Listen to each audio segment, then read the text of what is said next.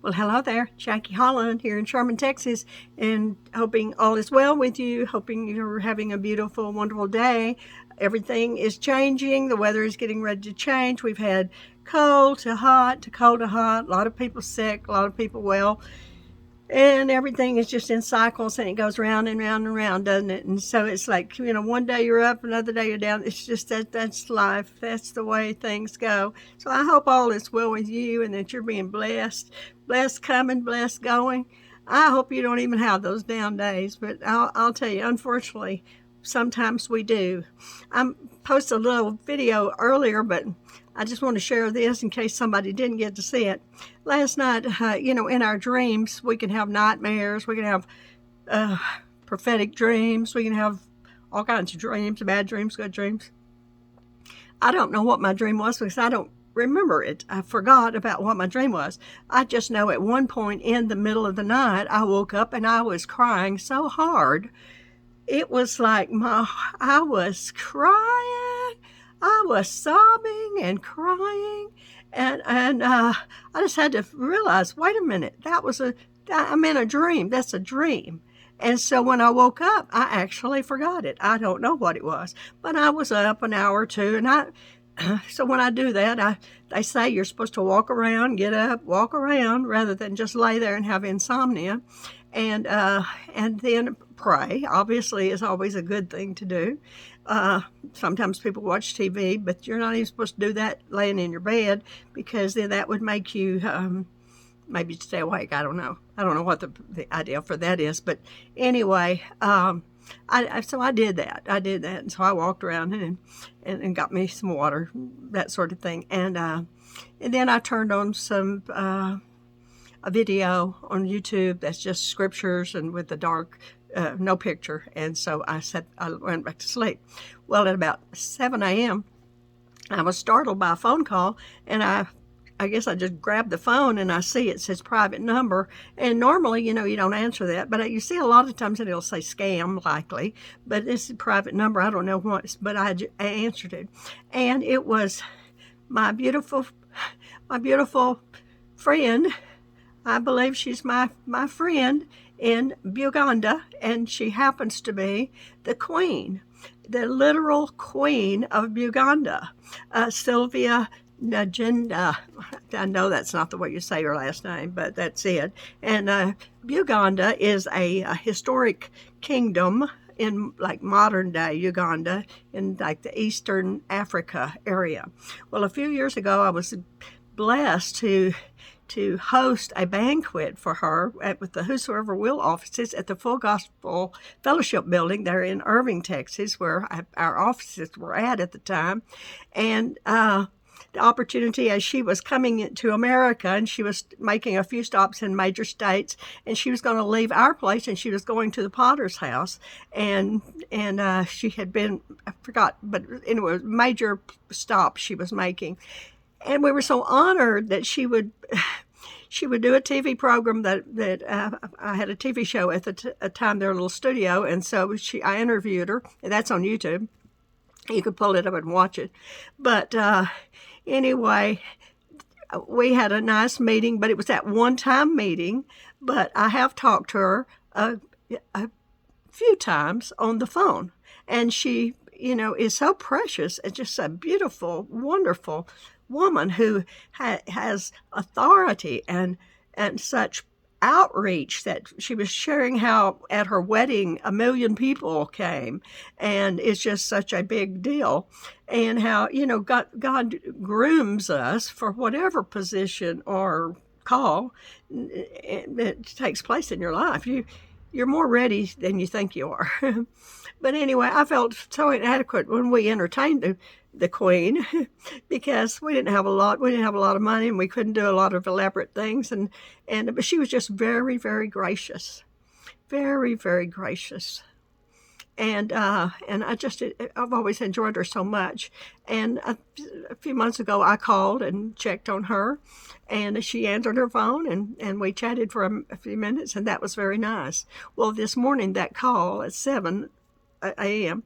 was from the Queen, and she was checking on me to see how I was doing and how my new year was going. And so that was really sweet. And I said, oh, I almost didn't get the phone because I was sleeping. And she apologized. I said, no, never, never. She said, well, it was 4 o'clock there. It's so funny because I remember when I've called her, it would be at odd times, so I may have called her in the middle of the night.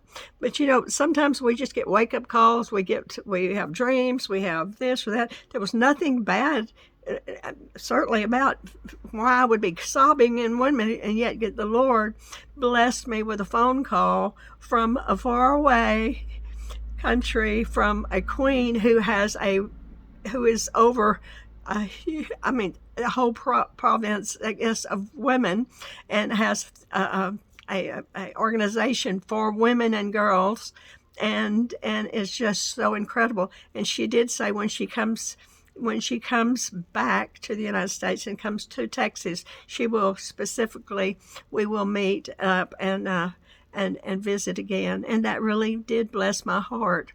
And you think, well, are you bragging?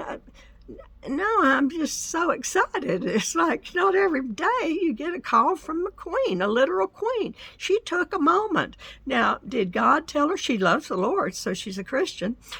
Did God tell her, or did she just have a thought like we do? Sometimes, you feel prompted. Call this person right now. And sometimes you don't do it, but you should have. And yesterday, in fact, there was a person, you think you're calling for one reason. He was on my mind. It was a friend of my son's, and he was on my mind, and I was thinking the only reason I'd call would be about something that would pertain to the store. But as it turned out, he's very, very sick, and I was able to let him know that we will be praying for him because he had COVID and pneumonia.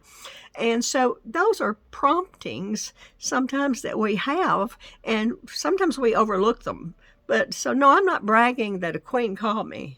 I'm just saying, because, you know what? Generally, this is the way it works. A prophet is even without honor in his own hometown, Jesus said. Yeah, it's true. Even a prophet. So a lot of times people around you don't get all excited about what you're doing. We've got a store, nobody comes in. It's so beautiful. And I even walk through and say, wow, I just love it here. I just love it here. Why? Because it's done unto the Lord. Everything in it has been touched and handled by our loving hands. And with our hearts that are right to say, we want to make things so beautiful for anybody that walks in this door, and to make it affordable where they can shop and get the best for less. So that's our intentions. Well, that should be with everything we do in life, that we would give God our best. See, God has given his best. He sent his only son into this world, not to condemn the world, but that he would save the world and give an opportunity for people to come out from their sins and to be separated and say, you know what, you are different. You're not like you used to be. You're changed. What happened? Well, you had an encounter. You had an encounter with the King of Kings and the Lord of Lords. I just am so excited today. And I thank God that the weather's changing, like I mentioned before, it's supposed to get down to really low temps tonight and this weekend, and possibly snow. So yesterday it was, people had their shorts on, cutoffs. Today it's already changing. But by midnight it'll be freezing. Tomorrow it may be snowing. Everything changes. And so you have to do what you're going to do when you feel prompted to do it, because it can change another person. Her few moments of her, and it is precious time, of her precious time, we were able to connect, and she was able to bless another woman on the other side of the world who appreciated and valued her, and to be able to just say, hello, how are you? No big deal. No big deal. Wasn't costly.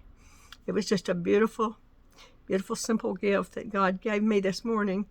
So no matter what you're going through, God has not overlooked you, or you feel blindsided maybe, and you feel like you've been hit. But God said, no, I was right there with you. So in the good times, the Lord's there with you. In the bad times, the Lord's with you. And when it's raining, when it's sunny, and when you have a lot of people that embrace you, or when you feel like you're totally all alone, either way, God is with you. Jesus is with you. The Holy Spirit is with you, and you're not alone. No, never alone. No, never alone. He promised never to leave us. No, never to leave us alone. And so I'm thankful for that. My hands acted out a little bit today. It's that spider bite, but I know the Lord's healing it, and I'm able to bend my hand after it's about 6 weeks, so still taking heavy antibiotics, and I'm tired of it, to be honest with you. But look, I can at least clasp my hand, so I'm real excited about that. And what the devil intends to destroy you, God will turn for your good. And so if the devil had his way, he would take your life. That's just the bottom line. He wants to make your life miserable. And just thinking about the story of Job, how Job was honorable and a good man. He was doing all the right things for the right reasons. He loved God and he feared God. He in a good way. He adored God. He honored God. And just so happened up in the heavenlies there was a meeting, and God saw the devil walking around, and he said, "What are you doing?" He said, "Well, I'm just going round all around, causing trouble. In other words, I'm just creating trouble. I'm just a troublemaker, and that's what I do." And the Lord knows that's what he does. He's creating havoc, and he's just going to steal, kill, and destroy. And he said, and out of the blue, the Lord just asked him, said, "Did you try my servant Job?" And he said, "Well, no, I can't. No point of even bothering with him, because you've built a hedge around him. He's got everything. I mean, you're watching over him." Well, that's the Lord. He's watching over you. He's watching over me. He's watching over everything that's tender and close to your heart. Even those things you're so afraid that God is maybe not seeing. God sees. He sees your children. He sees your loved ones. He knows. He knows what's going on behind your back. He knows. God knows. He knows. You can trust him in all of your ways. If you'll acknowledge him, he'll direct your paths also.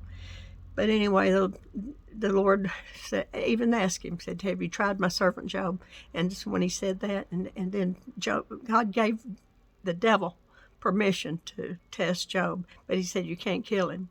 And so here was this rich man who feared God and loved God more than almost anybody. It was a prime example of a leader and a prosperous Christian a believer in God, a fear God. And yet he lost all his animals, all his property.